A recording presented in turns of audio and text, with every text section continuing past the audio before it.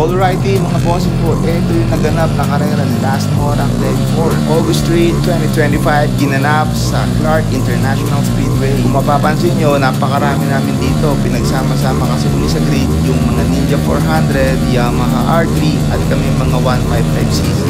Take off pa lang, sumablay na agad ako, na late ako. Paano? Kakatingin ko kay Motodeck. Loadie kasi natin to si Trupa kaya nakakatuwa yung feeling na kasama mo siya sa grid. Hindi kami magkakalaban na, hindi naman kami aabot sa kanila Magkakasama lang kami sa grid pero iba't iba kami ng category. So ayan dito, bago mag first turn, 5th place na tayo. Yung nasa kanan natin si Idol Gerber, partida, may problema pa motor niya na, pero lintik pumasok. Yung kulay puti naman ay si Idol MJ Valdez.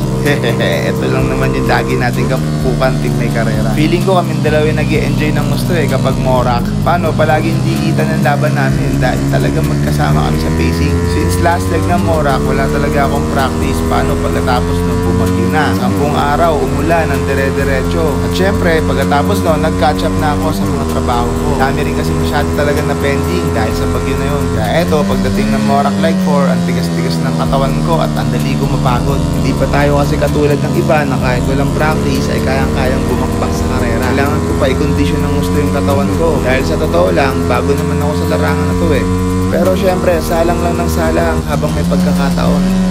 Dito, sinusubukan ko na dumikit kay Idol MJ. Baka kasi masyadong mapalayo siya sa akin. Hindi na mahagip ng camera ko yan. Boring na video natin. As usual, yung mga malalakas nasa una na. Si Idol Myron, si Idol Kev, si Idol Gerber. Kung tatanungin nyo bakit wala na sila sa camera at parang napakalayo na nila, ay kasi talaga naman ibang klase ang mga skill level ng mga yun. Dito maganda ang momentum natin. Sinubukan ko pasukan si Idol MJ dito sa Acacia Turn. Ayan, nakuha ko. Yun nga lang, medyo pangit yung pwesto ko dahil masyado ako nasa inside. Walang momentum, nabawi agad ni Idol MJ. Dito na nagsimula maging intense ang pagpupukan namin ni Idol MJ. Approaching na kami sa Big C. Maganda sana ako mafull throttle ko tong part na to Pero nagsasara pa rin talaga ako. Hindi ko pa makuha sa ngayon ang atake sa kurbadang ito. Pero paglabas ng Big C, full throttle na to. Then magsasara lang kami ng konti pag lumabas na yung apex sa kanan. Medyo nakakailang pasukan yung part na to kasi pagkatapos ng kanan na yan, chicane agad yan. Yan na, crucial tong turns na to. Laki kasi epekto ng mga kurbada na yan sa oras mo. Depende sa magiging atake mo. Ayun, medyo wala tayong momentum kaya hanggang ngayon nasa likod tayo ni Idol MJ. Paglalabas ka sa turn na yan, pakaliwa, dapat maganda ang momentum mo. Kasi buwelo na ng makina mo yan mula 3rd gear, 4th, at lalabas ka sa last turn na naka 5th gear. Mapapansin nyo, hindi maganda ang mga atake ko. Ang aga ko mag-shift ng gear. Hindi ko pa nare-reach yung peak ng makina pero shifting na ako. Diyan ako lagi nasisitan ni Kuya Papay. Naga ko daw mag-shift ng gear. Medyo naawa kasi ako sa makina pag naririnig kong umuumol na. May bad experience kasi ako dito sa Clark. Nasabugan ako dito Kumbaga, may pag-aalinlangan kung itotodo ko ba yung rev or yung saktuhan lang. Mga boss, mahirap masabugan ng makina lalo na pag nabutasan ka ng crankshaft. Ibiro yung pagdadaanan mo para ka nagsimula sa zero. Dito sa first turn, sinusubukan ko dumikit kay Idol MJ. Pero talagang maganda rin mga atake ni Idol. Oops, hindi kasya. Tapos ayan, sunod-sunod na errors ko dyan. Nang gliding lang ako, tapos very minimal ang gas. Kaya yun, tapon. Mga error, ang dami dito. Ayan, tapos hindi pa pumasok yung cambio. Ay, nako po. Kaya makikita sa video, lumalayo na talaga si Idol MJ. Pero syempre, pag ganyang lumalayo, ginagawa ko ng paraan yan. Pagdating sa mga kurbada, medyo nagle-late break ako para makakatch up ng at least a few meters. Akin tulong para makadikit ako ulit sa kanya. Plano ko dito, mag-a-attempt na talaga ako sa mga susunod na turns. Kailangan talaga committed ka sa plano mo. Kailangan i-execute mo. At syempre, talaga magpupush ka ng limits mo. Ito yung kagandahan pag sumasali ka ng karera. Meron ka na unlock na bagong skills. Marami kasing kinukonsider na factor sa loob ng racetrack. Yung condition at preparation ng katawan mo, skills na baon mo, kondisyon o pagkakagawa ng motor mo, at syempre yung tinatawag na race logic or race IQ. Kailangan kasi mabilis kang mag-isip dito. Dahil ang decision making ay split seconds lang lagi. Ayan, nag-attempt ulit ako dito kay Idol MJ na pasukan siya sa Acacia Turn. Nakuha ko na naman. Yan, medyo maganda momentum natin dito at tingin ko medyo aagwat talaga tayo kay Idol MJ. Pero feeling ko parang nagpapahinga lang si Idol Nakapagod kasi talaga pag nasa unahan ka tapos merong bumubuntot dapat sa'yo. Hindi ko maipaliwanag pero ewan ko kung tama yung nararamdaman ko. Siyempre yung hampas ng hangin, nasa iyo lahat yun, salo mo lahat. Pangalawa yung pressure para makip mo yung momentum at yung position mo bilang nasa unahan ng isa pang rider. Nahirapan ka i-handle yan ay talaga naman magkakaroon ka ng error at magugulat ka, madidikitan ka sa kada ikot.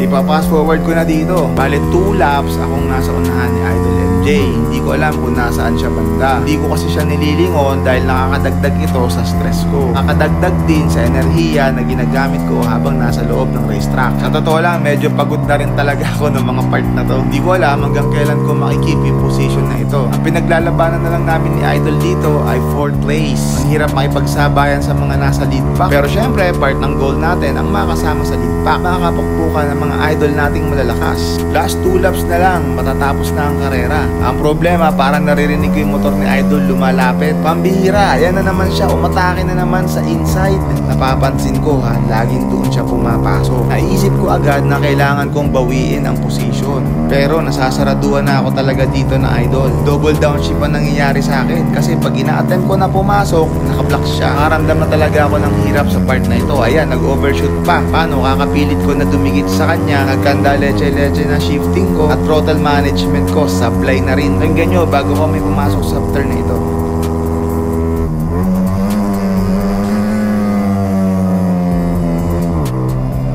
Pambihira, 3 downshift ang ginawa ko. Bakit naging 3? Tama dyan, mula sa gear number 5 ay babagsak ka lang dapat sa third. Pero kinailangan ko mag-downshift sa second gear. Bakit?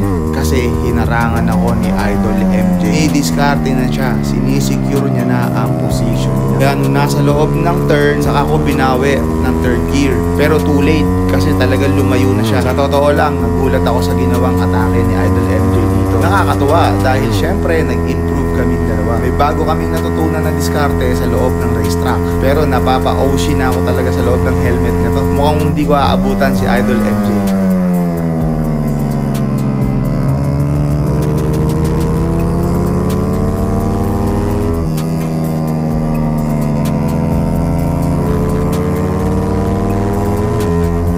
Yan, nakakadikit-dikit tayo pero nauubusan na tayo ng turn para ma-overtake pa si Idol. And then bago mag-chicane, dapat ang gear doon ay third gear. Pero pansinin nyo, aabot ako ng second gear. Bakit?